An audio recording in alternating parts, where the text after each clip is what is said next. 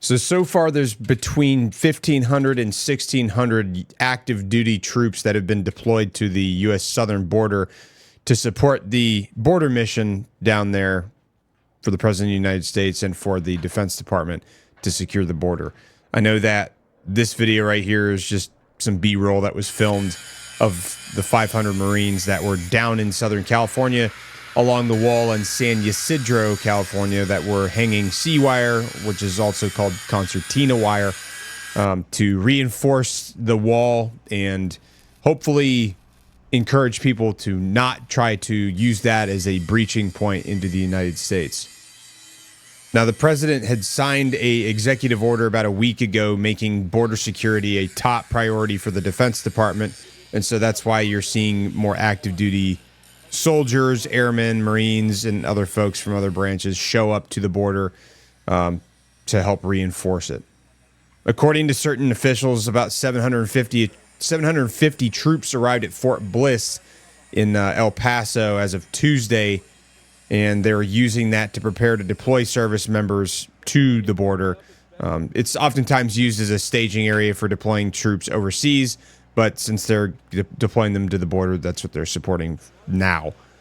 The service members are going to be armed while they're down there because there's still ongoing back and forth between the cartel and law enforcement and border patrol. I mean, we saw just the other day there was a little bit of a engagement between some cartel members that were trying to smuggle some people across the border where they fired at border agents and border agents returned fire on them.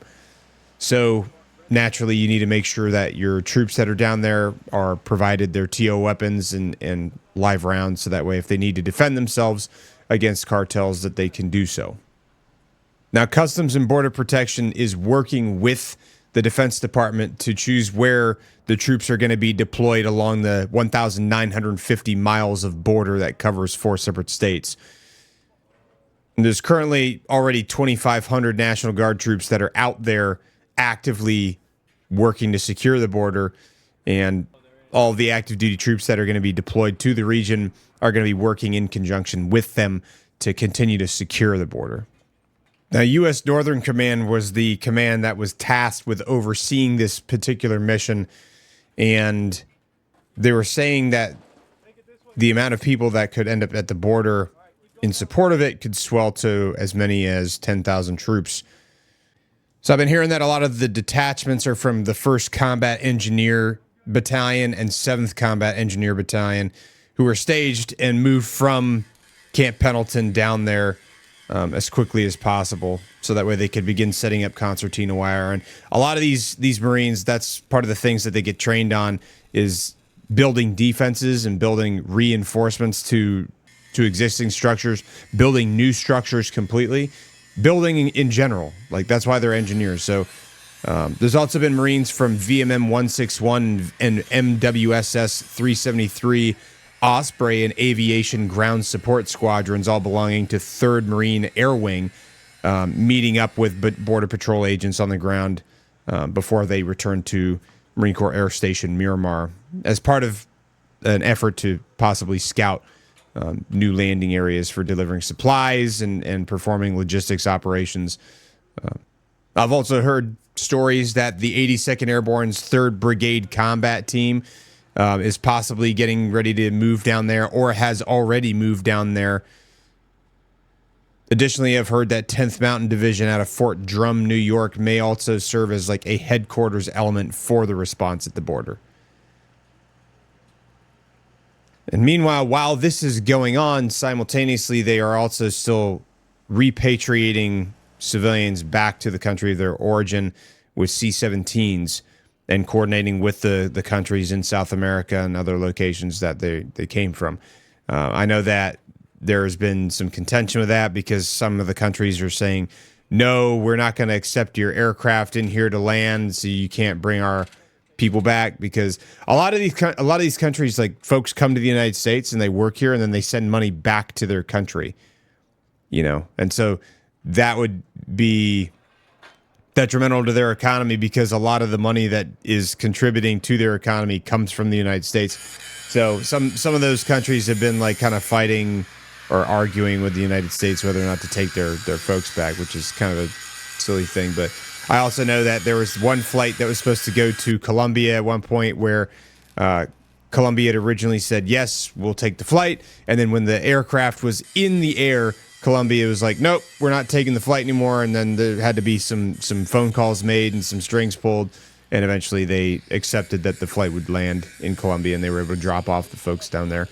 I know there's been mixed reviews and mixed exposure or mixed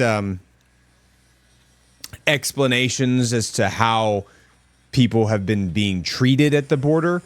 But I would suspect that, that stuff can be taken with a grain of salt because, there's a lot of nuanced opinions going on out there. Another thing that's been going on apparently is that folks are saying that some of the U.S. troops that are stationed at the Mexico border have been exposed to toxic waste. Don't know if that's true or not. I know that the Tijuana River Valley which crosses the border between San Diego and Mexico, has been filled with toxic sewage, trash, and waste for tons of years here. And there's even a survey that was conducted by the Center for Disease Control and Prevention in October of 2024 that showed residents in South San Diego County reported getting headaches, nausea, or upset stomachs, cough, and throat irritation due to the ongoing sewage contamination of the water. Now, I don't know who's claiming the Marines are being exposed to these same toxins, because that just because they're in that region where that water's located doesn't mean that they are consuming that water. They could also be getting water brought to them from Pendleton or other areas in Southern California to help support the border mission down there. So, I would take that claim with a grain of salt as well. Either way, it's been proven that the border security issue is something that the president is taking very seriously and has a very big interest in, and so does the Defense Department.